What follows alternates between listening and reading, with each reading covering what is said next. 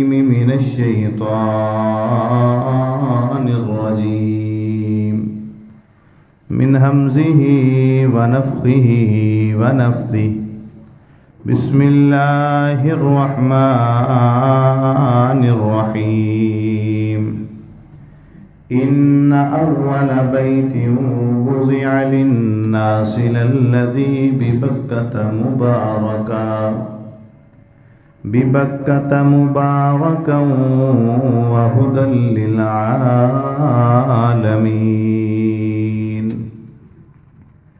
ہر قسم کی حمد و ثنا، تعریف و ثنا، کبریائی بڑائی کے مقدس کلمات اس اللہ احکم الحاکمین رب العالمین کے لیے خاص ہیں، جو ہواؤں اور فضاؤں میں اڑتے ہوئے پرندوں کا، سمندروں کی تہوں میں تیرتی ہوئی مچھلیوں کا، پتھروں کے اندر پلتے ہوئے کیڑوں مکوڑوں کا، اور اس زمین کی چھاتی پہ چلتی پھرتی رینگتی ہوئی بے شمار لاتعداد مخلوقات کا مالک، خالق اور رازق ہے۔ اللہ مالک العلام ذوالجلال والاکرام کی حمد و ثنا کے بعد لاتعداد بے حد و حساب انگنت درختوں کے پتوں سے زیادہ، ریت کے ذرات سے زیادہ، پانی کے قطرات سے زیادہ، الف الف مرۃ فی کل ذرۃ درود و سلام امام الانبیاء، سید الانبیاء، خطیب الانبیاء، ہادی عالم، ہادی برحق، امام اعظم، امام دین، رحمت للعالمین، جناب محمد الرسول اللہ صلی اللہ علیہ وآلہ وصحبہ وسلم کی ذات اقدس، مقدس اور مطہر پر، جو تمام انبیاء اور رسول کے بعد اس کائنات میں تشریف لے کر آئے، لیکن سب سے اعلیٰ اور سب سے اشرف مقام اور مرتبہ حاصل کر کے آئے۔ عموماً جو خطباء حضرات عمرہ سے واپسی آتے ہیں تو وہ پھر مکہ اور مدینہ کی عظمت پر، فضیلت پر اشعار سناتے ہیں۔ اچھی بات ہے، سنانے چاہیے، لیکن میرا ارادہ یہ ہے کہ کچھ ایسی معلومات آپ کو دی جائیں جو عام طور پہ لوگ جانتے بھی نہیں ہیں، اور جب وہ عمرہ کے لیے جاتے ہیں تو وہاں پر ان کے لیے پریشانی بھی ہوتی ہے۔ عمرہ کے لیے جانا تو ایک بڑی سعادت ہے، لیکن اگر کسی کے نصیب اور قسمت میں یہ سفر نہ بھی ہو تو وہاں پر اللہ کی موجود نشانیوں کا جاننا میں سمجھتا ہوں ہر مسلمان کے لیے لازم اور ضروری ہے۔ دنیا میں مسلمانوں کے اتحاد اور اتفاق کی سب سے بڑی نشانی بیت اللہ ہے،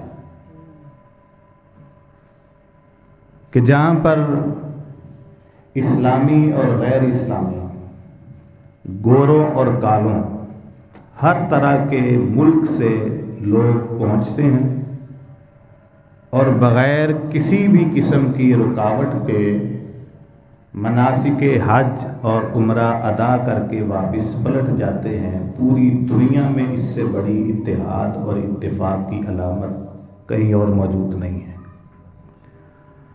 اور اللہ کی زمین پر سب سے پہلا جو اللہ کا گھر تعمیر ہوا تھا وہ بیت اللہ ہے۔ ہمارے ہاں عرف عام میں ایک جملہ بولا جاتا ہے، قبلہ اول بیت المقدس۔ یہ بھی آپ اپنے علم میں اضافہ کریں کہ بیت المقدس قبلہ اول اسلام کا ہے۔ بیت المقدس قبلہ اول مسلمانوں کا ہے، جبکہ بیت المقدس اگر پوری دنیا میں قبلہ اول ہو تو اسے تو تعمیر کیا تھا حضرت سلیمان علیہ السلام نے۔ تو جو ان سے پہلے انبیاء تھے ان کی عبادت کے لیے قبلہ کون سا تھا؟ قرآن مجید میں اللہ فرماتے ہیں ان اول بیت وضع للناس للذی ببکۃ مبارکا وہدی للعالمین، اللہ کی زمین پر پوری دنیا کے لیے رشد و ہدایت کا منبع اور مرکز اور رحمتوں برکتوں والا جو سب سے پہلا گھر تعمیر کیا گیا تھا وہ بیت اللہ ہے، حرم مکی ہے۔ جب اللہ تعالیٰ نے آدم علیہ السلام کی تخلیق کی اور ان سے حضرت حوا کو پیدا کیا اور جنت میں بسایا، اللہ کی کہی ہوئی بات پر قائم نہ رہ سکے اور پھر انہیں زمین پہ اتارا گیا تھا۔ یہ بھی آپ ایک بات شاید آپ کے لیے نہیں ہو کہ جب زمین پہ حضرت آدم اور حوا کو اتارا تھا تو حضرت آدم کو اتارا گیا تھا سری لنکا میں، اس جگہ پہ، اور حضرت حوا کو اتارا تھا سعودیہ کے شہر جدہ میں۔ عربی میں جدہ دادی اور نانی کو بولتے ہیں، اور اسے جدہ شہر کا نام رکھنے کی وجہ بھی یہی ہے۔ آج بھی حضرت حوا کی قبر وہیں پر موجود ہے۔ جدہ میں اتارا حضرت حوا کو اور سری لنکا میں اتارا حضرت سیدنا آدم علیہ السلام کو۔ اب دونوں ایک دوسرے کی تلاش کو نکلے، پریشان ہیں دونوں کے ایک دوسرے کی دوری، اور پھر یوں اچانک زمین پہ اتر آ جانا، سب کچھ نیا ہے، پریشان ہوئے۔ آدم علیہ السلام حضرت حوا کو ڈھونڈتے ڈھونڈتے نکلے مکہ کی سرزمین پہ، میدان عرفات پہ۔ یہ میدان عرفات وہ مقام ہے کہ کوئی بھی حج کرنے والا شخص اگر صبح طلوع آفتاب سے لے کر غروب آفتاب کے دوران اس مقام پہ پہنچ جائے تو اس کا حج ہو چکا۔ خطبہ حج نہیں، اس جگہ پہ پہنچ جائے، اسی جگہ پر خطبہ حج دیا جاتا ہے، مسجد نمرہ یہاں پر، وہاں پہ خطبہ ہوتا ہے اور باہر لوگ خیموں میں اپنے اپنے موجود ہوتے ہیں۔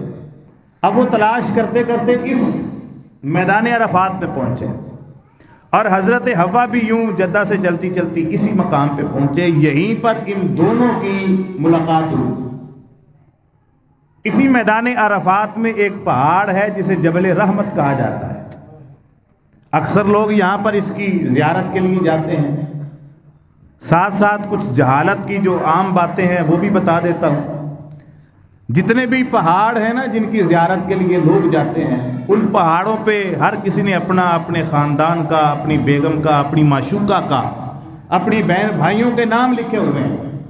منتیں مانگی جاتی کہ یہاں پر نام لکھیں گے، اس کی برکت سے اللہ ہمارا یہ کام کر دے گا، یہاں پہ نام لکھنے سے ہمارے رزق میں فراوانی ہوگی، یہاں پر نام لکھنے سے جسے میں چاہتا ہوں مجھے مل جائے گی، یہاں پر نام لکھنے سے اولاد ملے گی۔ یہ جہالت کی باتیں ہیں، جاہل لوگ ہیں جنہوں نے ان پتھروں سے اور پہاڑوں سے اپنی امیدیں وابستہ کی ہیں۔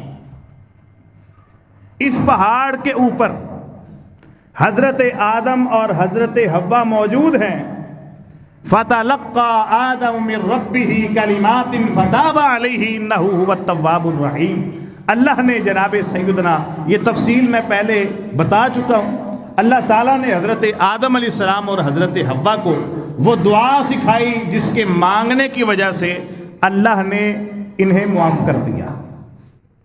وہ دعا کیا تھی؟ ربنا ظلمنا انفسنا وان لم تغفر لنا وترحمنا لنکونن من الخاسرین۔ یہ دعا اس جبل رحمت پہ اللہ نے قبول کی تھی، اس پہاڑ کے اوپر، اسی لیے اسے جبل رحمت، جبل مغفرت، جبل بخشش کہا جاتا ہے۔ تو اس کے بعد پھر حضرت آدم علیہ السلام نے اللہ کے حکم کے ساتھ اسی مکہ میں اللہ کا گھر بیت اللہ تعمیر کیا تھا۔ سب سے پہلے بیت اللہ تعمیر کس نے کیا تھا؟ حضرت سیدنا آدم علیہ السلام نے۔ جب جناب سیدنا نوح علیہ السلام کے دور نبوت میں طوفان آیا جسے طوفان نوح کہا جاتا ہے، اس پانی کی زد میں یہ بیت اللہ کی جو مخصوص اور محدود چھوٹی سی بلڈنگ تھی पानी के साथ मुनहदम हो गई, ख़त्म हो गई। फिर दोबारा इसे तामीर किया। व इज़ यरफ़उ इब्राहीमुल क़वाइद मिनल बैति व इस्माईल, जनाब हज़रत सैयदना इब्राहीम अलैहिस्सलाम और हज़रत सैयदना इस्माईल अलैहिस्सलाम, अल्लाह ने हुक्म दिया बैतुल्लाह तामीर करने का। तो बैतुल्लाह जिन्होंने देखा है वो जानते हैं, जहाँ पे तवाफ़ करने के बाद सफ़ा मरवा की तरफ सही करने के लिए जाते हैं, तो उसी सही वाली जगह से निकले बाहर, जिस रास्ते से लोग जन्नतुल माला वगैरह की तरफ जाते हैं, तो दाएं साइड पे एक बिल्डिंग है छोटी सी, जिसे अब मकतबतुल हरम का नाम दिया गया है। ये वो घर है जहाँ पर हज़रत मुहम्मदुर रसूलुल्लाह सल्लल्लाहु अलैहि वसल्लम की अब्दुल मुत्तलब की हवेली में वलादत हुई थी। इस घर के बिल्कुल पिछली जानब एक पहाड़ है, उस पहाड़ से जनाब सैयदना इस्माईल अलैहिस्सलाम पत्थर लेकर आते, अपने बाबा हज़रत इब्राहीम को देते, और वो फिर बैतुल्लाह की दीवारों की चुनाई करते। और इस अंदाज के साथ इन्होंने बैतुल्लाह की दीवारें खड़ी की थी, छत नहीं डाला। इस दूसरी तामीर में बैतुल्लाह का छत नहीं था, सिर्फ दीवारें खड़ी की। और वहाँ पर ही खड़े खड़े जनाब सैयदना हज़रत इब्राहीम अलैहिस्सलाम ने अल्लाह ताला से दुआ भी की थी, ऐ अल्लाह मैंने इस तेरे घर की तामीर को मुकम्मल कर दिया है, अब इसकी आबादी के लिए और लोगों की इस्लाह के लिए अपना एक रसूल और नबी मबूस फरमा, जो इनसे शिर्क व बिदअत को ख़त्म करके तौहीद व सुन्नत की खुशबू से इनके दिलों को मुनव्वर कर दे। और इस दुआ की बरकत से अल्लाह ने नस्ल इब्राहीम से और नस्ल औलाद इस्माईल से जनाब सैयदना मुहम्मदुर रसूलुल्लाह सल्लल्लाहु अलैहि वसल्लम को पैदा किया। उसके बाद फिर तीसरी तामीर बैतुल्लाह की हुई, जब रसूलुल्लाह सल्लल्लाहु अलैहि वसल्लम खुद क़ब्ल अज़ नबूवत जवानी में थे। ये तो तकरीबन आप सब ने सुना भी होगा, पढ़ा भी होगा, ये स्कूल की किताबों में भी वाक़या मौजूद है कि जब वो बैतुल्लाह की तामीर कुछ अच्छी ना रही, दीवारों को कुछ नुकसान पहुंचा, तो उसी दौरान जद्दा के साहिल समंदर पर एक जहाज तबाह हुआ। इन मक्का वालों ने उस जहाज के तख्ते लिए, मक्का में ले आए, और सरदार आपस में मिल बैठे कि क्यों ना हम दोबारा इस अल्लाह के घर की तामीर करें। ये बैतुल्लाह वाले लोग, मक्का वाले लोग बैतुल्लाह की बड़ी ताज़ीम करते थे, बड़ी इज़्ज़त करते, बड़ा एहतराम करते, बल्कि कोई भी ये मक्का का रहने वाला, भले काफिर थे, मुशरिक थे, कहीं भी जाते सफ़र के लिए, तो जाते वक़्त इनका आखिरी काम काबे का तवाफ़ था, और वापस पलटते वक़्त पहला काम काबे का तवाफ़ था। फिर यहाँ पर जो लोग आते तवाफ़ के लिए और उस दौर के हज के लिए, तो उनकी ये खिदमत भी करते और दिलो जान से करते थे। काफिर लेकिन एहतराम मौजूद था। और जो यहाँ के मुकामी लोग थे, उनके तवाफ़ का तरीका था, वो कपड़े उतार के नंगे होकर तवाफ़ किया करते थे।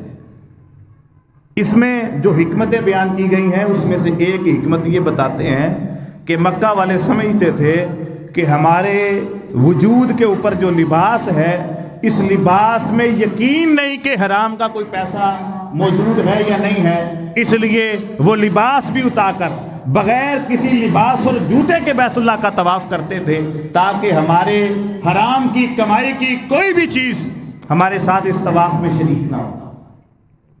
जब तामीर की बात आई तो फिर सरदार मिल बैठे, तो वही बात उन्होंने कहा कि अल्लाह का घर है, तो यहाँ पर किसी ने हराम का पैसा नहीं लगाना, हराम कमाई से पैसा लगाना है। बात तय हो गई, कहा जी करो पैसे इकट्ठे। पैसे इकट्ठे हो गए। अब जितने पैसे इकट्ठे थे, उसके साथ वो जो मुकम्मल इमारत थी बैतुल्लाह की, वो तामीर नहीं होती थी, उसके लिए कुछ हिस्सा छोड़ना पड़ता था। उन्होंने कहा कि हराम नहीं लगाना, भले कुछ हिस्सा रहता है रह जाए। आज हमें बैतुल्लाह की ज़ियारत के लिए जाते हुए कोई परवाह नहीं होती कि मेरे पैसे में हलाल व हराम की मिलावट है या नहीं है। उस दौर के काफिर को फिक्र थी।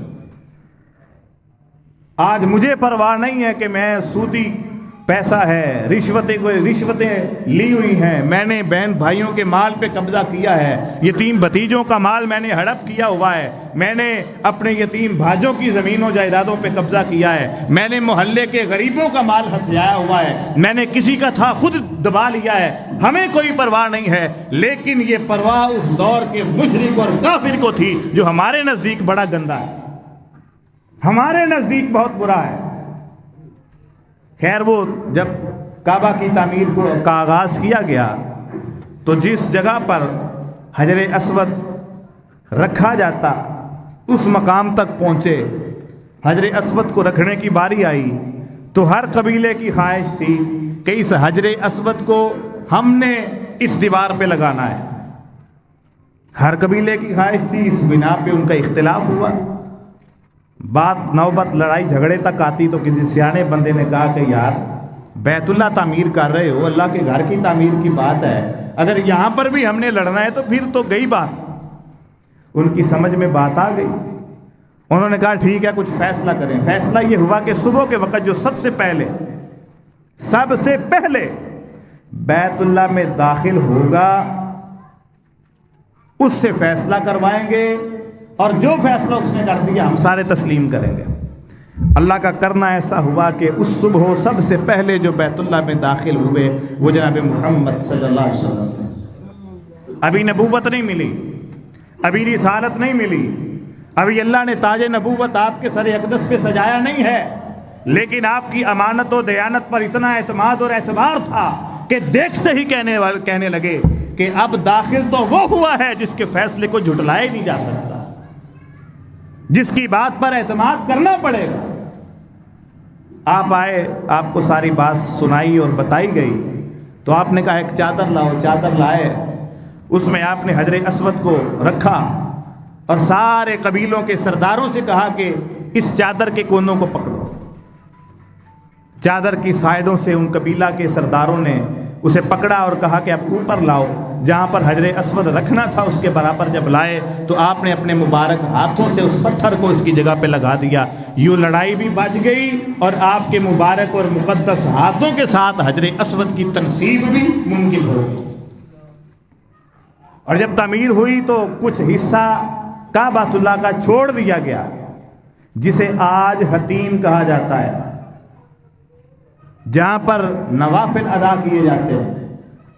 یہ بھی کعبۃ اللہ کا حصہ ہے، وہ جو اس کی عمارت اور بلڈنگ ہے جو ایک قبلہ ہے اس کا حصہ ہے حتیم، لیکن اس دور میں انہوں نے چھوڑا تھا۔ اس کے بعد جب دوبارہ تعمیر ہوئی اس کی، حضرت عبداللہ ابن زبیر رضی اللہ تعالیٰ عنہ نے کروائی، پھر اس کے بعد اس کی تعمیر حجاج بن یوسف نے کروائی عبد الملک بن مروان کے کہنے پر، تو انہوں نے حضرت عبداللہ ابن زبیر نے یہ حتیم والا حصہ اس کی بلڈنگ میں شامل کر دیا تھا، لیکن حجاج بن یوسف نے دوبارہ اس کی بلڈنگ کو مختصر کر کے وہ حتیم والا حصہ اس سے الگ کر دیا کہ جیسا اس کی شیپ اور شکل اور بلڈنگ جناب رسول اللہ کے زمانے میں تھی ویسی رہے گی۔ آج بھی کعبۃ اللہ اسی حالت میں ہے، اسی صورت میں ہے جیسا رسول اللہ کے دور میں تھا، اتنا ہی اس کا احاطہ ہے، نہ اس سے بڑھایا گیا ہے نہ کم کیا گیا۔ اس کے بعد خلافت عثمانیہ میں بھی اس کی تعمیر کی گئی، پھر یہ سعودی موجودہ حکومت نے بھی کی، اس کی تزئین و آرائش میں بھی کی۔ یہ کعبۃ اللہ کا مختصر سا تعمیراتی خلاصہ ہے جو مختلف ادوار میں کیا گیا ہے۔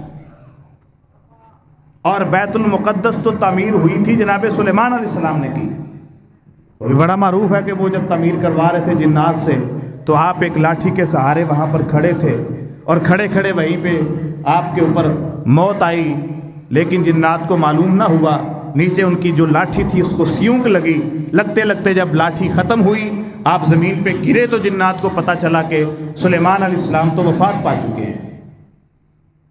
تو جو بنی اسرائیلی اقوام تھی حضرت موسیٰ علیہ السلام وغیرہ کی، ان کا قبلہ بیت المقدس رہا ہے۔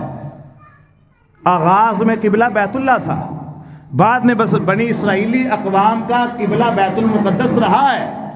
اور جب رسول اللہ صلی اللہ علیہ وسلم مدینہ میں تشریف لائے تو قبلہ بیت المقدس بنانا ایک امتحان تھا کہ جو مکہ کے باشندے تھے، آپ کے ساتھ اسلام تو انہوں نے قبول کیا نا آغاز میں، وہ تو مکہ کے لوگ تھے، اور ان کے نزدیک سب سے معزز اور معتبر جو گھر تھا وہ بیت اللہ تھا. تو اللہ تعالیٰ نے بیت المقدس کو قبلہ بنا کے ان کا امتحان لیا کہ دیکھتے ہیں، آزماتے ہیں کہ ان کے لیے اللہ کا حکم مقدم ہے یا ذاتی پسند اور ناپسند مقدم ہے. تو ان سب نے خوشی کے ساتھ بیت المقدس کی طرف قبلہ اپنا منہ کیا اور نمازیں پڑھی 16-17 مہینے. پھر قرآن مجید میں آتا ہے قد نرا تقلبک وجہک فی السماء فلنولینک قبلۃ ترضاها. اللہ کے حبیب علیہ الصلوۃ والسلام نے اللہ کے حضور اپنی پیشانی اٹھائی، ہاتھ اٹھائے اور دعا کی، اللہ میری خواہش یہ ہے کہ تو قبلہ تبدیل کر کے بیت اللہ کو قبلہ بنا دے. اللہ کہتے ہیں کہ ہم نے آپ کی اس رضامندی کو دیکھتے ہوئے فولی وجہک شطر المسجد الحرام، مسجد حرام کو، بیت اللہ کو، کعبۃ اللہ کو آپ کے لیے قبلہ مقرر کر دیا ہے. اس کے بعد آج تک اور قیامت تک اہل اسلام اور اہل ایمان کا اگر کوئی قبلہ ہے تو وہ بیت اللہ ہے.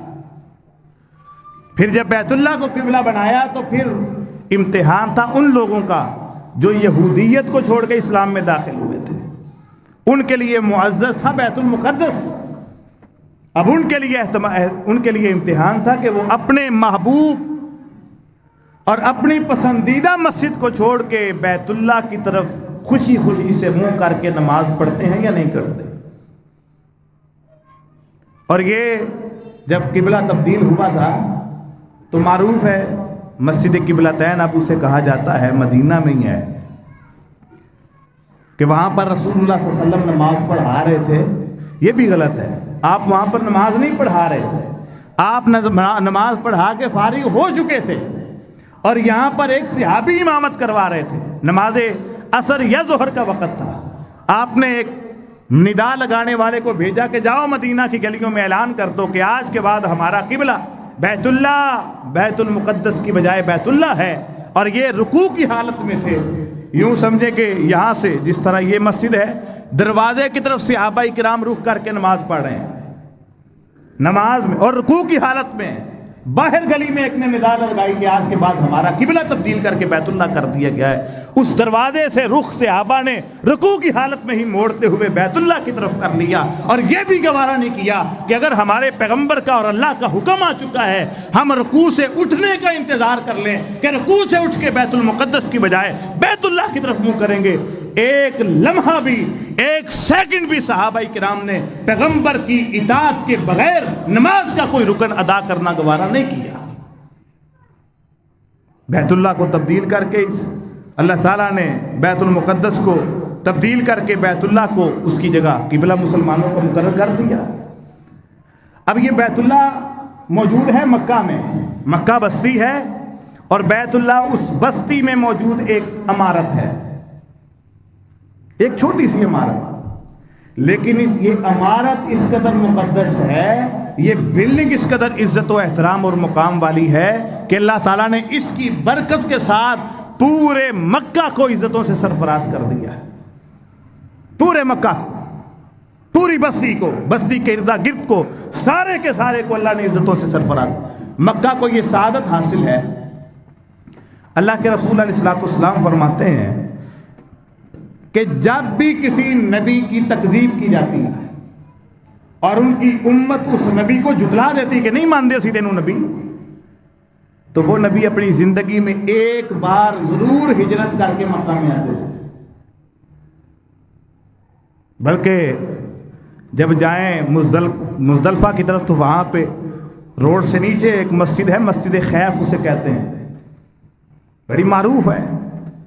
خیف عربی میں کہتے ہیں جو پہاڑوں سے نیچے نشیبی جگہ پر جگہ ہو اسے خیف کہتے ہیں عربی میں. تو یہ بھی کیونکہ نیچے ہے مسجد. اس مسجد میں اللہ کے رسول علیہ السلام نے فرمایا کہ حضرت یونس علیہ السلام سمیت 70 انبیاء نے نماز پڑھی ہے.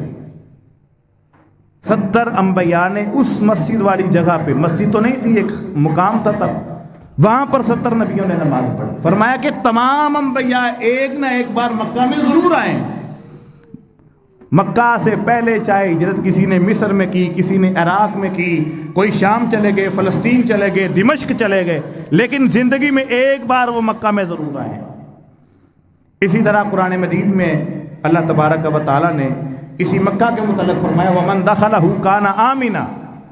یہاں پر کوئی گزرتا ہو نا بندہ، کوئی عام بندہ غریب سا بھی ہو، بڑا کوئی مالدار چودھری بندہ نہیں بھی، کوئی عام بندہ گزرتے گزرتے کسی نال دے بندے کا موڈا لگ جائے نا نال، تو بھی لوگ کہندا جانتا نہیں تو میں کون ہاں، دھیان نہیں چلتا ان ہے. لیکن وہ جب طواف کرتے ہیں نا حضرت صاحب، بڑے بڑے چودھری بھی جو حجر اسود میں چومنا سے اگے جاتے ہیں، اگلے مار کے 4 فٹ دور سٹ دینے، جرت نہیں کسی کی کوئی اس سے جا کے پوچھے تو نہ کون ہے. کوئی افریقی، کوئی حبشی کالے سے رنگ والا، بڑے بڑے ہونٹوں والا آ کے کسی پاکستانی چودھری سردار وڈیرے کو مار کے کندھا پھینکے دور، تو اس کی جرت نہیں، تو جانتا نہیں پاکستان کا چودھری ہے. وہاں پر یہ چیزیں رہتی نہیں دل و دماغ میں. ومن دخلہ کان آمنا، فرمایا کہ جو اس شہر میں داخل ہو جائے اس کے لیے امن ہی امن ہے. اتنا امن ہے کہ وہاں پر اڑتے پرندوں پر بھی کوئی حملہ نہیں کر سکتا. اتنا امن ہے کہ وہاں کے کوئی درخت بھی نہیں کاٹ سکتا. قرآن مجید میں اللہ تبارک، اچھا یہ جو فضیلتیں ہیں نا، اس کے مختلف اسباب ہیں. مکہ کی عظمت اور فضیلت کا سب سے بڑا سبب جو اللہ تعالیٰ نے قرآن مجید میں بیان کیا ہے وہ پتہ کیا ہے؟ آپ سنیں گے آپ کا ایمان تازہ ہو جائے گا. اللہ تعالیٰ نے قرآن مجید کے 30ویں پارے کی سورۃ البلد میں قسم اٹھائی ہے، لا اقسم بہذا البلد، مجھے اس شہر کی قسم ہے. اللہ تعالیٰ نے مکہ کی قسم اٹھائی ہے کہ مجھے مکہ شہر کی قسم. آگے اللہ کہتے ہیں وَأَنْتَ حِلٌّ بِهَذَا الْبَلَدِ، اے محمد صلی اللہ علیہ وسلم مجھے مکہ شہر کی قسم اس لیے اٹھائی ہے کہ اس شہر میں آپ بستے ہیں. اس شہر میں مکہ کی شہر کی عظمت و فضیلت کا سب سے بڑا سبب اللہ نے جو قرآن مجید میں بیان کیا ہے کہ اس میں محمد الرسول اللہ صلی اللہ علیہ وسلم موجود ہے. اور آپ کی بعثت سے پہلے کتنی دہائیاں تھیں مکہ کی، اور آپ کے بعد کتنی دہائیاں ہیں.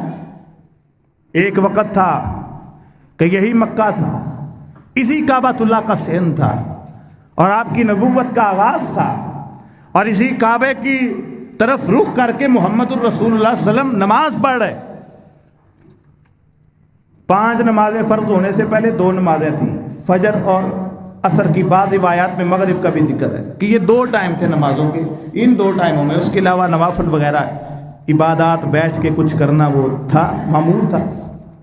آپ نماز پڑھ رہے ہیں کہ کافر سردار نے آ کر اسی حرم مکی میں، اسی کعبہ کے سین میں آپ کی کمر پہ اجری رکھ دی، اور خود سائڈ پہ ہو کے بیٹھ کے دانت نکالنے شروع کر دیے جانوروں کی طرح کہ دیکھو ہم نے محمد کو مصیبت میں ڈال دیا. آپ کی بیٹی سیدہ فاطمہ بھی چھوٹی تھی، تھوڑی سی عمر ہے.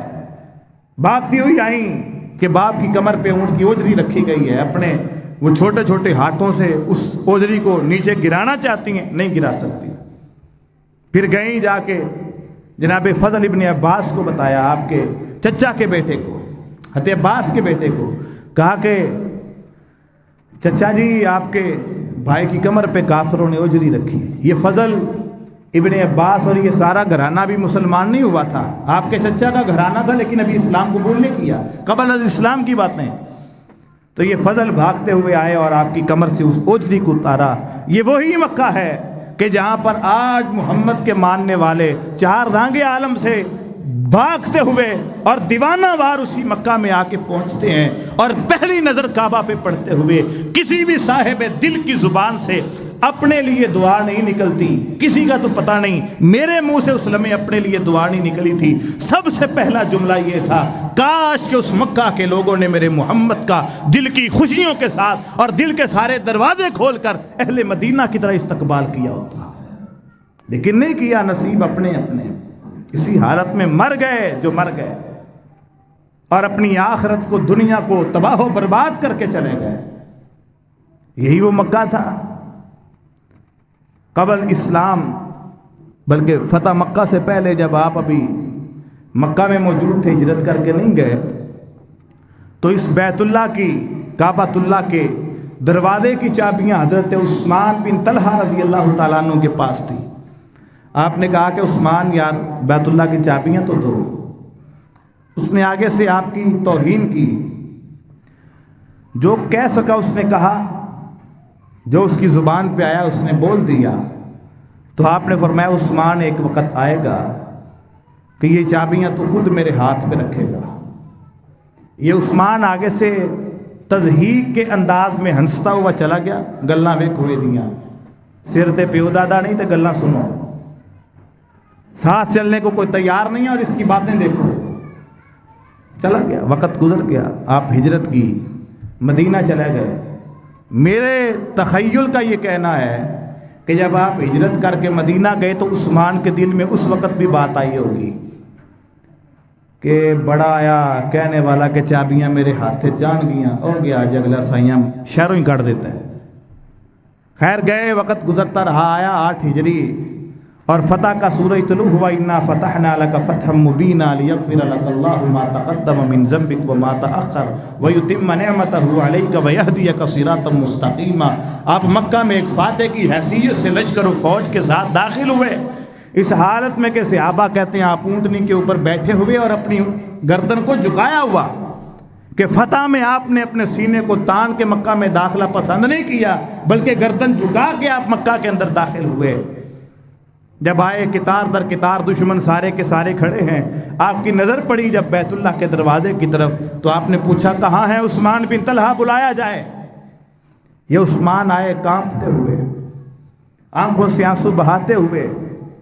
جانتا تھا میں نے تب کیا کیا تھا، لیکن ہمارے محمد صلی اللہ علیہ وسلم، اللہ کی قسم آج اگر مسلمان کا دل محمد صلی اللہ علیہ وسلم کے دل جیسا بن جائے پوری کائنات سے مایوسی ختم ہو جائے. آج ہمارے اندر برداشت نہیں ہے، صبر نہیں ہے. ہمارے ہاتھ جب اقتدار آتا ہے تو ہم سب سے پہلے ہماری کوشش کیا ہوتی ہے؟ دوسروں کو ذلیل کرو، دوسروں کو ذلیل کرو. لیکن محمد صلی اللہ علیہ وسلم کی سنت کیا تھی کہ آپ نے جب عثمان کو بلایا تو یہ آنکھوں سے آنسو بہاتا ہوا آپ کے سامنے پیش ہوا. آپ نے کہا عثمان کعبہ کی چابیاں کہاں؟ اس نے نکالی سامنے کر دی. آپ نے کہا عثمان تجھے کہا نہیں تھا کہ ایک وقت آئے گا اس کعبے کی چابیاں میں محمد کے ہاتھ میں ہوں گی صلی اللہ علیہ وسلم. آپ نے وہ چابیاں پکڑی، یوں نظر گمائی. عثمان پریشان ہے کہ نہ جانے یہ سعادت اب کس کے نصیب میں آئے گی، لیکن شاید وہ جانتا نہیں تھا میرے محمد صلی اللہ علیہ وسلم کے ظرف کو اور آپ کے عالی شان ظرف کو کہ کتنے بڑے دل کے مالک ہیں. آپ نے فرمایا عثمان یہ چابیاں پکڑ، اور میں محمد کا کہنا یہ ہے قیامت تک یہ کعبے کی چابیاں تیرے خاندان میں رہیں گی. آج بھی کعبۃ اللہ کی چابیاں اسی عثمان بن طلحہ کے خاندان میں موجود ہیں. یہ جو کعبۃ اللہ کا دروازہ ہے، اس دروازے اور حجر اسود کے جو درمیان جگہ ہے، تھوڑی سی جگہ ہے، بالکل تھوڑی سی، اتنی سی ہوگی. اسے ملتزم کہا جاتا ہے. اس ملتزم کے ساتھ بعض صحابہ کرام کی سنت، حضرت عبداللہ ابن عباس کی، حضرت عبداللہ ابن عمر کی، دیگر صحابہ کرام کی سنت ملتی ہے کہ وہ اس جگہ کے ساتھ چمٹ کر اللہ سے دعا کیا کرتے تھے، چمٹ کر. اور حضرت عبداللہ ابن عباس کا قول بھی ہے، حدیث نہیں رسول اللہ صلی اللہ علیہ وسلم کی، قول ہے ابن عباس کا. کہتے ہیں الملتزم موضع یستجاب فیہ الدعاء، کہ جو شخص اس ملتزم کو چمٹ کر پکڑ کے ہاتھ لگا کے اللہ سے دعا کرتا ہے، اللہ اس کی دعا کو رد نہیں کرتے. اسی طرح حجر اسود کے متعلق اللہ کے رسول علیہ السلام نے فرمایا نازل الحجر الاسود من الجنت وهو اشد بیاضا. جب اللہ نے جنت سے حجر اسود کو اتارا تھا، بلکہ یہ بھی وہ جو میں نے پہاڑ بتایا نا جہاں سے حضرت ابراہیم علیہ السلام اور اسماعیل کعبہ کو تعمیر کرنے کے لیے پتھر لے کر آتے تھے، اسی پہاڑ کے اوپر یہ حجر اسود اتارا گیا تھا جنت سے. اللہ کے نبی فرماتے ہیں کہ جب اسے اتارا گیا وَهُوَ أَشَدُّ بِيَاضًا مِنَ اللَّبَنِ، تو اس حجر اسود کی رنگت دودھ سے بھی زیادہ سفید تھی، دودھ سے زیادہ سفید تھی. فَسَوَّدَتْهُ خَطَايَا بَنِي آدم، بنی آدم کی خطاؤں نے اسے کالا کر دیا ہے. اور آپ یہاں پر بھی ایک مظہر دیکھیں اتحاد و اتفاق کا کہ یہاں پر ہمارے ہاں ماحول ہے، بعض گھروں میں، بعض میں تو بہت اچھا ہے، بعض جگہ یہ ماحول ہے، بعض لوگوں کی عادت ہوتی ہے وہ کسی کا جھوٹا نہیں پیتے، پتہ چل جائے کہ اس کو یہ بیماری ہے، اس کا جھوٹا نہیں پیتے. اور پھر صرف یہ نہیں کہ پیتے نہیں ہیں، آگے سے منہ چڑھا کے بتاتے بھی ہیں کہ مینوں نفرت ہے. لیکن کون جانتا ہے کہ بیت اللہ کو مجھ سے پہلے منہ لگانے والا کینسر کا مریض ہو؟ کون جانتا ہے کہ مجھ سے پہلے اس حجر اسود کو چومنے والا کوڑ کی بیماری کا مریض ہے؟ کون دیکھتا ہے کہ یہاں پر پسینے کی بدبو بہت ہے، یہاں پر مزدور سے ہاتھ نہ ملانے والا وہاں پر جھگڑتا ہے؟ ایک بار چومنے دو، ایک بار چومنے دو. بھائیو، یہ سعادت اللہ نے اگر کسی کو دی ہے تو کعبۃ اللہ کو دی ہے، اپنے گھر کو دی ہے. تو یہ حجر اسود ہے. اس سے آگے جو اگلا کونا ہے یا پچھلا سمجھ لیں، اسے رکن یمانی کہتے ہیں. اس رکن یمانی کے متعلق بھی ایک قول ہے، حدیث نہیں ہے، قول ہے. وہ قول کیا ہے؟ فرمایا کہ وَهُوَ يَمِينُ اللَّهِ عَزَّ وَجَلَّ يُصَافِحُ بِهَا خَلْقَهُ. یہ رکن یمانی کو یوں سمجھیے کہ جیسے زمین پہ اللہ کا دایاں ہاتھ ہے. یوں سمجھیے کہ جیسے زمین پہ اللہ کا دایاں ہاتھ ہے. اور جو رکن یمانی کو چھو لیتا ہے وہ یوں سمجھے کہ جیسے اس نے اللہ کے ہاتھ کو چھو لیا ہے. اس سے آگے جو حتیم کی جگہ ہے وہ بیت اللہ ہی کا حصہ ہے. اس میں جس نے نماز پڑھی وہ یہی سمجھے کہ میں نے بیت اللہ کے اندر نماز پڑھ لی ہے. اس سے آگے مقام ابراہیم ہے. یہ وہی پتھر ہے کہ جس کے اوپر کھڑے ہو کے جناب سیدنا ابراہیم علیہ السلام نے اللہ کے گھر بیت اللہ کی تعمیر کی تھی. اور اس میں وہ نقش ہے حضرت ابراہیم علیہ السلام کے قدم مبارک. اور جناب سیدنا عمر فاروق رضی اللہ تعالیٰ عنہ نے رسول اللہ صلی اللہ علیہ وسلم کے سامنے خواہش کا اظہار کیا تھا کہ میری خواہش یہ ہے کہ ہم اس جگہ پر مقام ابراہیم پر 2 نفل ادا کریں. تو اللہ نے آسمانوں سے قرآن نازل کر کے شریعت بنا دیا عمر کی خواہش کو. وَاتَّخَذَ اللَّهُ مِن مَّقَامِ إِبْرَاهِيمَ مُصَلًّى. اے محمد صلی اللہ علیہ وسلم آپ اس طواف کا حصہ بنا دیجیے مقام ابراہیم پہ 2 رکعتیں پڑھنے کو، کہ اس بندے کا طواف مکمل نہیں ہے جو مقام ابراہیم پہ 2 رکعتیں نہیں پڑھتا. اب طواف کا اجر کیا ہے؟ ایک تو یہ بات یاد رکھیں کہ 1-2 چکر اگر آپ لگائیں گے تو وہ طواف نہیں ہے. طواف کے لیے شرط ہے 7 چکر پورے لگانا اور 2 نفل پڑھنا.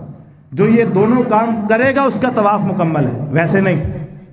اللہ کے حبیب نے فرمایا کہ اللہ تعالیٰ طواف کے ہر ایک چکر کے بدلے میں 10 نیکیاں عطا فرماتا ہے، 10 گناہ معاف کر دیتا ہے. اور جو طواف مکمل کر لیتا ہے اللہ ایک غلام آزاد کرنے کا اجر بھی ساتھ ہی دے دیتے ہیں. یہ چھوٹی نیکی نہیں ہے، یہ کم اجر نہیں ہے، بہت بڑا اجر ہے. لیکن یہاں پر ایک اور بھی بیماری ہے کہ تصویریں اور سیلفیاں لینے والے بھی اللہ کی پناہ ہی سے، اللہ کی پناہ. اب ایک اور جو بہت بڑی غلطی ہے، بہت بڑی غلطی جو یہاں سے جانے والوں کے لیے، عمرہ کیا ہے؟ احرام باندھنا اور احرام کی پابندیوں کا خیال کرنا. احرام باندھنا اور احرام کی پابندیوں کا کہ آپ احرام کی حالت میں اپنے جسم کا کوئی بھی بال نہ کاٹ سکتے ہیں، نہ کھینچ سکتے ہیں، نہ اکھاڑ سکتے ہیں. آپ احرام کی حالت میں غلط فحش باتیں نہیں کر سکتے. آپ احرام کی حالت میں گالی وغیرہ نہیں دے سکتے، ویسے بھی نہیں دینی چاہیے. یہاں پہ زیادہ پابندیاں. اب احرام کی آپ نے پابندیاں کرتے کرتے پہنچنا ہے بیت اللہ میں. اس دوران آپ نہانا چاہتے ہیں نہا سکتے ہیں، احرام تبدیل کرنا چاہتے ہیں تو تبدیل بھی کر سکتے ہیں، وہی رکھنا چاہتے ہیں وہی رکھیں. خوشبو آپ استعمال نہیں کر سکتے، صابن، تیل، پرفیوم، عطر وغیرہ آپ استعمال نہیں کر سکتے احرام باندھنے کے بعد. یہ پابندیاں. پابندی یہ نہیں ہے کہ وہ حرام نہیں کھولنا، آپ کھولنا چاہتے ہیں کھول لیں، ضرورت ہے آپ کھول لیں، تبدیل کرنا ہے کریں. اس کی پابندیاں جو ہیں وہ نہیں توڑنی. بیت اللہ میں پہنچے ہیں، حجر اسود کے سامنے سے آپ نے چکر شروع کرنا ہے. 7 چکر آپ نے وہیں پہ آ کے مکمل کرنے ہیں. اس دوران آپ کو تھکاوٹ ہوئی بیٹھ جائیں، لیٹنا چاہتے ہیں لیٹ جائیں، نفل پڑھنا چاہتے ہیں نفل پڑھ لیں. نماز کا ٹائم ہے نماز آپ پڑھیں اور وہیں سے دوبارہ طواف شروع کریں. طواف کرنے کے بعد آپ نے 2 نفل پڑھنے ہیں. 2 نفل پڑھنے کے بعد زمزم کا پینا عمرے کا حصہ نہیں ہے، مستحب اور اچھا عمل ہے، رسول اللہ صلی اللہ علیہ وسلم پیا کرتے تھے لیکن عمرے کا حصہ نہیں.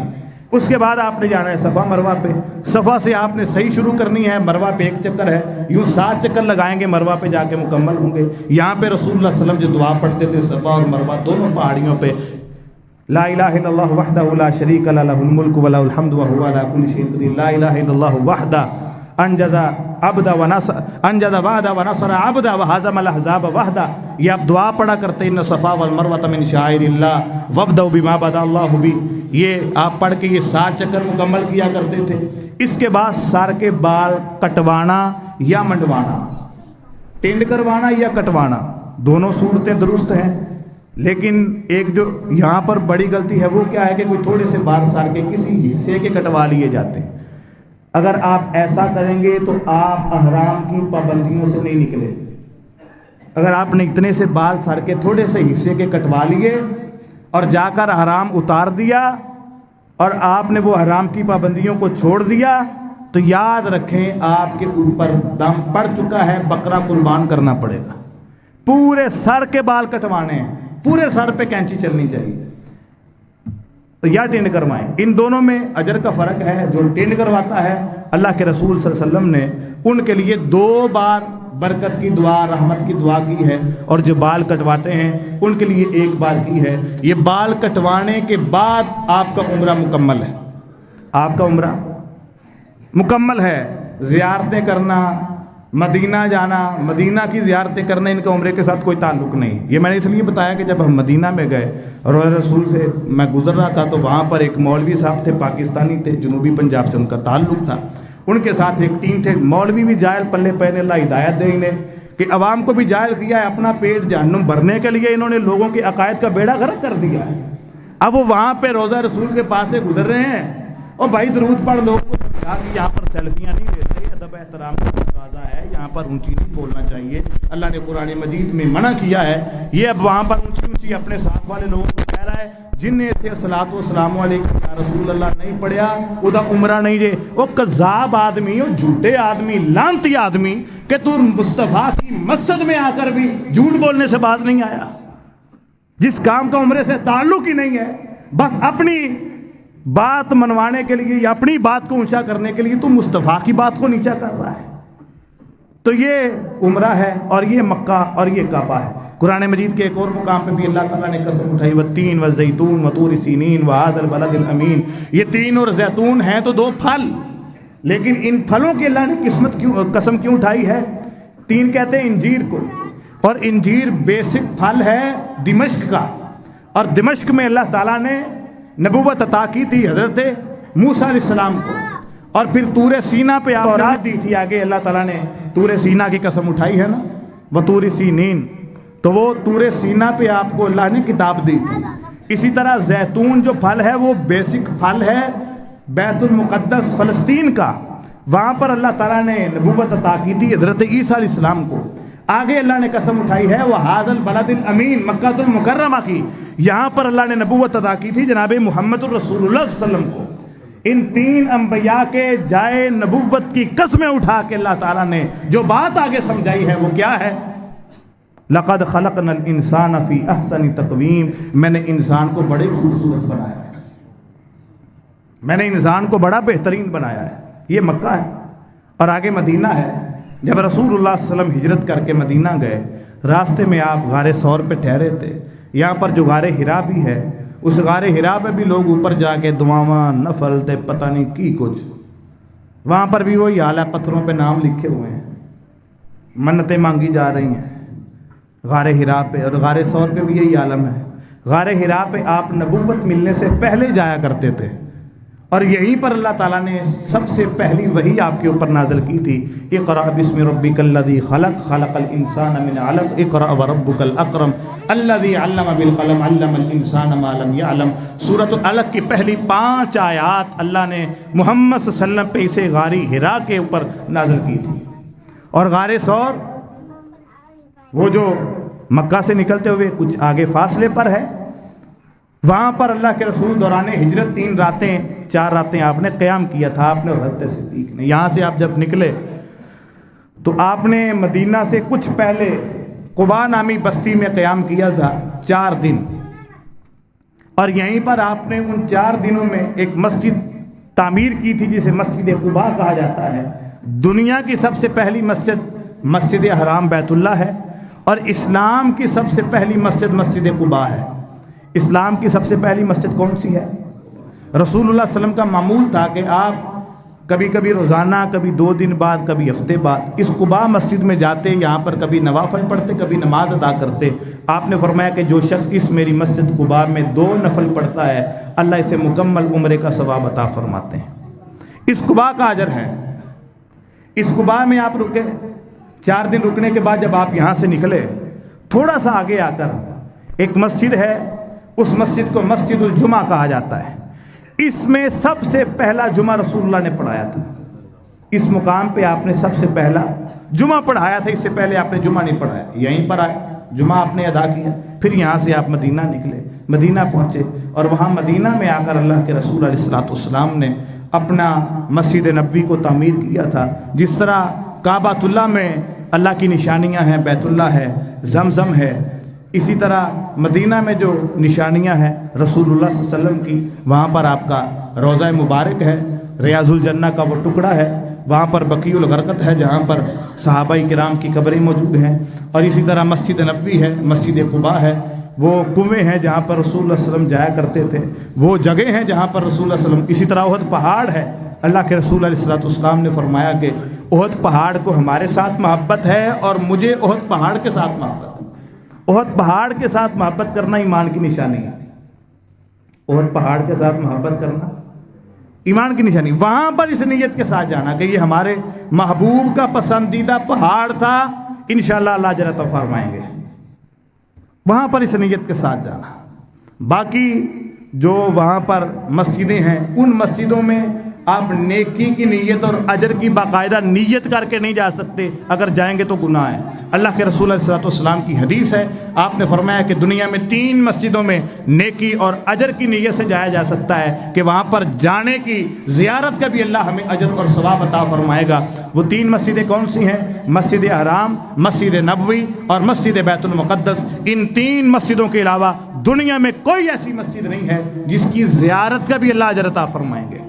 اسی طرح مسجد نبوی میں جو 1 نماز پڑھتا ہے، کتنی نمازوں کا ثواب ہے؟ کوئی نہیں، 50,000 کتنے یار؟ کتنی ہے؟ 1,000۔ کتنی نمازوں کا اجر ہے؟ بولو 50 ہی بڑی اونچی بولے جائے۔ مسجد نبوی میں نمازیں پڑھنے کا کتنا ثواب ہے؟ 1,000 نماز کا ذکر ہے صحیح حدیث میں۔ تو اسی پاجی صحیح تو اگے نہیں جا سکتے۔ مصطفیٰ کا فرمان 1,000 کا ہے، اور جو مسجد حرام میں نماز پڑھتا ہے اس کے لیے کتنی نمازوں کا اجر ہے؟ ٹھیک ہے، یہاں پر کتنی نمازوں کا ہے؟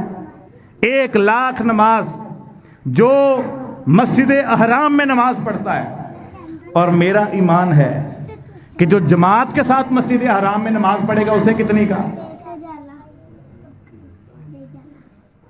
27 لاکھ۔ کتنی لاکھ؟ جماعت نہ پڑھنی تھے 27 گنا ملنا نا اجر۔ تو اسی طرح مسجد نبوی میں جماعت کے ساتھ پڑھے اسے کتنی 1,000 کا۔ اب اس سے آگے اللہ اگر کسی کے ایمان کی کیفیت دے کر 700 گنا بھی بڑھا دے تو سودا مہنگا۔ اسی طرح مدینہ کی ایک اور فضیلت ہے، اللہ کے رسول علیہ الصلوۃ والسلام نے فرمایا کہ جو شخص استطاعت رکھتا ہے مدینہ میں مرنے کی، فَلْيَفْعَلْ، تو وہ کوشش کرے مدینہ میں موت آئے۔ ہمارے یہاں پتہ ہے باہر کوئی کام کرتے ہیں، اکثر مدینہ میں بھی کام کرتے ہیں، طبیعت خراب ہوئی تو وہ پھر کیا کہتے ہیں، منو ایک باری میری اماں نہ پاکستان میں لا جاؤ، ایک دفعہ منو لے جاؤ، میں ابے تو بڑا اداس ہاں، منو لگتا میں ہوں دوبارہ زندہ رہنا ہے کہ نہیں، کوئی دن 4 کرنے کہ نہیں۔ او بھائی نہیں، میرے محبوب نے فرمایا جو مدینہ میں مرے، مدینہ میں دفن ہو جائے، قیامت والے دن میں ساتھ لے کے اسے جنت میں جاؤں گا، میں اسے ساتھ لے کے جنت میں جاؤں گا۔ تو گالا نصیباں دی، بعض وہاں پر مرتے ہیں، میت یہاں پر آ جاتی ہیں، بعض کے اوپر بم دھماکے یہاں پر ہوتے ہیں، دفن وہاں جا کے ہوتے ہیں۔ حضرت شہید ملت علامہ احسان علیہ ظہیر شہید رحمۃ اللہ علیہ، لاہور میں دھماکہ ہوتا ہے، اس دھماکے سے چند دن پہلے اسی بقیع الغرقد میں حضرت سیدنا عثمان بن عفان رضی اللہ تعالیٰ عنہ کی قبر میں ان کے پیروں کی سائڈ پہ کھڑے ہو کے اللہ سے دعا کرتے ہیں، اللہ تیرے مصطفیٰ نے کہا تھا کہ جو مدینہ میں مرے میں اسے جنت میں لے کے جاؤں گا، جو مدینہ میں مر سکتا ہے اسے چاہیے کہ مدینہ میں مرے، اللہ میں تو اسے دعا کرتا ہوں اس بقیع میں مجھے جنت، اس بقیع الغرقد میں مجھے قبر کی جگہ عطا فرما دے۔ لاہور تقریر کر رہے تھے، دوران تقریر بم دھماکہ کروایا رافضیوں نے، طیارہ سعودی حکومت نے بھیجا، ریاض ہاسپٹل میں ایڈمٹ ہوئے، वहीं पे सांसें निकली। मस्जिद नबवी में इमाम मस्जिद नबवी ने नमाज़ जनाजा पढ़ाते हुए कहा था, सफ़ें सीधी करो कि आज हमारे उस्ताद एहसान इलाही ज़हीर की मैयत लाई जा रही है, नमाज जनाजा पढ़ेंगे। और मदीना और मक्का में नमाज जनाजा पढ़ने वाले जानते हैं कि आइम्मा जो वहाँ के हैं वो नमाजियों की नमाज का ख्याल करते हुए जनाजा बहुत मुख्तसर पढ़ाते हैं कि पीछे लोग नमाज पढ़ रहे होते हैं, सुनते पढ़ने किसी ने जाना है, कई मसाइल होते हैं। लेकिन हज़रत अल्लामा एहसान इलाही ज़हीर का तवील तरीन जनाजा हुआ इस मुद्दत में, और फिर जिस मुकाम पर खड़े होकर हज़रत अल्लामा ने दुआ की थी उसी मुकाम पे अल्लाह ने उन्हें कब्र की जगह अता फरमाई है। मदीना में ये बकीउल गरकत है, ये एजाज़ है मदीना का। अल्लाह के रसूल अलैहिस्सलातु वस्सलाम ने फरमाया कि जिस तरह किसी भट्टी में सोना फेंक दिया जाए तो वो सारी मैल कुचैल अलग कर देता है, सोना अलग कर देता है, इसी तरह जो शख्स मदीना में आ जाए अल्लाह उसकी मैल कुचैल निकाल कर उसे एक अच्छा पक्का मोमिन बना देते हैं। आपने फरमाया कि दज्जाल दुनिया के हर कोने में जाएगा सिवाय मक्का और मदीना के, यहाँ पर दज्जाल दाखिल नहीं हो सकता। बाद पागला ने ये भी किया होते दज्जाल का घर बन गया। बाद ये भी बेवकूफ़ कहते हैं कि सऊदिया ने दज्जाल का घर बना दिता है जी। और भाई दज्जाल का घर ना देखो, आप वहाँ पर अल्लाह का घर देखने जाते हैं वो देखा करें, और चीज़ों पे ध्यान ना दें। आपने फरमाया मक्का और मदीना में दाखिल नहीं हो सकता। फिर आपने फरमाया कि उस वक़्त जब दज्जाल आएगा मदीना के 7 दरवाजे होंगे। कितने दरवाजे? और हर दरवाजे पे 2 फरिश्ते खड़े होंगे जो दज्जाल को यहाँ पर दाखिल नहीं होने देंगे। फिर आपने फरमाया कि अच्छा बाद ना हम जब बात करें शिर्क की कि उम्मत में टाइम हो गया, उम्मत में शिर्क की बदबू फैल चुकी है, तो बाज़ लोग हमें ये कहते हैं कि रसूलुल्लाह सल्लल्लाहु अलैहि वसल्लम ने फरमाया था कि मुझे ये तो डर है कि मेरी उम्मत में रियाकारी आ जाएगी, पैसे की हवस आ जाएगी, लेकिन मुझे ये डर नहीं कि मेरी उम्मत में शिरक आएगा। लिहाजा जो शख्स ये कहे कि कोई कलमा पढ़ के मुसलमान हो सकता है, कलमा पढ़ के कोई बंदा मुशरिक हो सकता है, वो रसूलुल्लाह की बात को जुटला रहा है। अल्लाह के रसूल अलैहिस्सलातु वस्सलाम ने दज्जाल के जिक्र में फरमाया कि जब दज्जाल आएगा मदीना से सारी मुशरिका औरतें, सारे मुशरिक मर्द निकल कर दज्जाल की सफ में खड़े हो जाएंगे। फिर आपने फरमाया सारे फोहश मर्द और सारी फाहिशा औरतें मदीना से निकल कर दज्जाल की सफ में चली जाएंगी। इसलिए आजकल बड़े हालात कुशीदा हैं कि जी मदीने हो गया, मोहम्मद बिन सलमान ने ये कर दिया वो कर दिया। भाई उनका छोड़ें, उसने क्या किया है, अपना काम पूरा करें। मदीना में मुशरिक भी आ सकता है, बल्कि आएगा, क्योंकि मेरे मोहम्मद सल्लल्लाहु अलैहि वसल्लम ने कह दिया है मदीना में फाहिशा बदकारा औरतें आ सकती हैं, आएंगे, क्योंकि मेरे मोहम्मद ने कह दिया। दुबई आज भी भेज रहा है रेंट पे, हजरत साहब आज भी दुबई भेज रहा है हमारी इबादतों का बेड़ा गर्क करने के लिए। सारी बातें पता है, जानते हैं, लेकिन हमारा काम वहाँ पर इबादत है, हमारा काम वहाँ पर। असी नीथन नहीं जानते भाजी किसी को, इबादत है अपना काम वो करें, अपना घर संभालो। अपने न्याणे सामने नहीं जाते, दौड़ चढ़ते अरबियां के पीछे, उन्हें इंज करता उन्हें इंज कर। अपने घर की है, अपने मुल्क में क्या है, अपने वतन में क्या है, जिनके पास सिवाय तेल और विजिटर की आमदनी के कुछ भी नहीं है, हमसे 1000 गुना आगे हैं। हमारे पास तो सोना भी है, कोयला भी है, नमक भी है, ज़रख़ेज़ ज़मीन भी है, दरिया भी है, पहाड़ भी हैं, और हर तरह की ज़मीन मौजूद है, हर तरह का मौसम। तुसी किथे अपना ख्याल करें, अपने मुल्क का, अपने वतन का, अपनी कौम का, अपने इलाकों का ख्याल करें। अल्लाह तबारक व तआला हमारे वतन को सलामत रखे, अल्लाह सऊदिया को, हरम मक्की और हरम मदनी को सलामत रखे, अल्लाह हमें बार बार वहाँ की ज़ियारतें नसीब फरमाए। मैंने वो कैफियतें बयान नहीं की जो वहाँ पर होती हैं, बस जो चंद ज़रूरी बातें थी वो बताई हैं, और कैफियतें बताने के लिए होती भी नहीं हैं, इबादतें बताने के लिए नहीं होती। मैं उसे गया तो भाजी जो हो गया ठीक है, उसका अपना मसला है, उसके दिल और ईमान का मसला है। अल्लाह आपको भी ले जाए, आप भी महसूस करें, अल्लाह बार बार ले जाए। जो चले गए, सच्ची बात है कि पहले सुनते थे कैफियत और थी, आज जब मैं वापस आया तो इन चीज़ों पे सर्च की ना कि क्या क्या हकीकत है। मुझे ये मुल्तज़िम का नहीं सही पता था, मैं समझता था मुल्तज़िम वो बैतुल्लाह का दरवाज़ा है, और अक्सर लोग उसे समझते हैं। मैंने जब वापस आके अब पढ़ा, सर्च की, क्योंकि अब देख लिया ना, तो अब दिल में है कि यार हूँ जाना दोबारा थे वापस वो जगह जी मुल्तज़िम असल है ना, उन्होंने फड़ना है। बात चीज़ों का पता चलेगा जब देखेंगे, पढ़ेंगे, समझेंगे, तो फिर और तड़प बढ़ेगी طلب اور بڑھے گی۔ اللہ تعالیٰ یہ دید ہر کسی کو بار بار نصیب فرمائے۔ اللہ تعالیٰ یہاں پر رہ کر بھی ہمیں وہ اعمال کرنے کی توفیق عطا فرمائے جن کی برکت سے اللہ تعالیٰ عمرے کا اجر و ثواب عطا فرماتے ہیں۔ آمین یا رب العالمین۔ وما علینا الا البلاغ المبین۔